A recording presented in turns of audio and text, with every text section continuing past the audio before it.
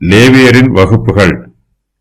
லேவியின் மற்ற புத்திரருக்குள்ளே இருக்கிற அம்ராமின் புத்திரரில் சூபவேலும், சூபவேலின் குமாரரில் எகேதியாவும், ரெகபியாவின் குமாரரில் மூத்தவனாகிய இஷியாவும், இத்சாரியரில் செலமோத்தும், செலமோத்தின் குமாரரில் யாகாத்தும், எப்ரோனின் குமாரரில் மூத்தவனாகிய எரியாவும், இரண்டாம் குமாரனாகிய அம்ரியாவும், மூன்றாம் குமாரனாகிய யாகாசியேலும், நான்காம் குமாரனாகிய எக்காமியாமும், ஊசியேலின் குமாரரில் மீகாவும், மீகாவின் குமாரரில் சாமீரும், மீகாவின் சகோதரனாகிய இஷியாவும், இஷியாவின் குமாரரில் சகரியாவும், மெராரியின் குமாரராகிய மகேலி, மூசி என்பவர்களும், யாசியாவின் குமாரனாகிய பேனோவும், மெராரியின் குமாரனாகிய யாசியாவின்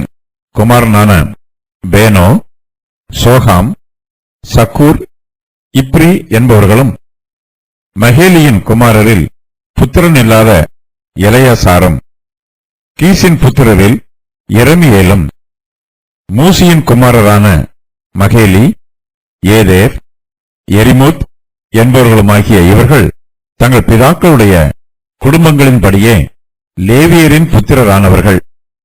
இவர்களும் ராஜாவாகிய தாவீதுக்கும் சாலோக்குக்கும் அகிமிலேக்குக்கும் ஆசாரியரிலும் லேவியரிலும் பிதாக்களாயிருக்கிற தலைவருக்கும் முன்பாக தங்கள் சகோதரராகிய ஆரோனின் புத்திரர் செய்தது போல தங்களில் இருக்கிற பிதாக்களான தலைவருக்கும் அவர்களுடைய சிறிய சகோதரருக்கும் சரிசமமானமாய் சீட்டு போட்டுக் கொண்டார்கள்.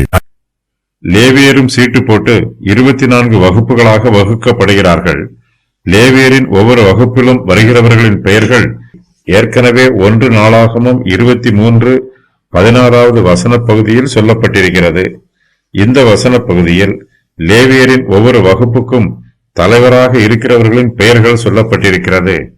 ஆசாரியர்கள் 24 வகுப்புகளாக பிரிக்கப்பட்டிருக்கிறார்கள்.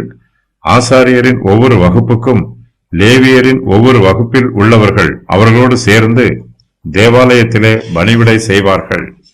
லேவியரின் வகுப்புகளில் சீட்டு போடும்போது பிதாக்களுடைய பெயர்களோடு சகோதரரின் பெயர்களும் எழுதப்பட்டு சீட்டு போடப்படுகிறது.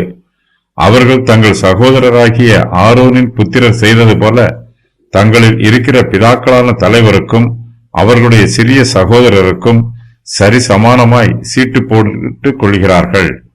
இந்த முறைமையின் பிரகாரம் சீட்டு போடப்படுவதனால் ஒரே குடும்பத்தில் உள்ள மூத்த குமாரருக்கும் இளைய குமாரருக்கும் சமமான அந்தஸ்து கிடைக்கிறது. சீட்டு யாருடைய பெயருக்கு விழுகிறதோ அவரே தேர்ந்தெடுக்கப்படுகிறார். ஒருவர் மற்றவரை விட வயதில் மூத்தவர் என்னும் அடிப்படையில் யாரும் தேர்ந்தெடுக்கப்படவில்லை.